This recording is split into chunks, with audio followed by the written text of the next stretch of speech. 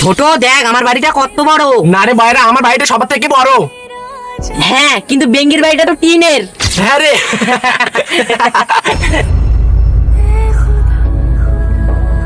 Dengue, তুই মন খারাপ করে বেঞ্চের মধ্যে বসে আছিস কেন?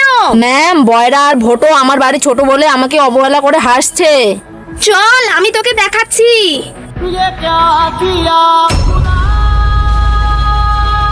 যা ভেঙ্গি, ওদের কাছে গিয়ে শুনে আয় ওরা কেন রাস্তার মধ্যে শুয়ে আছে।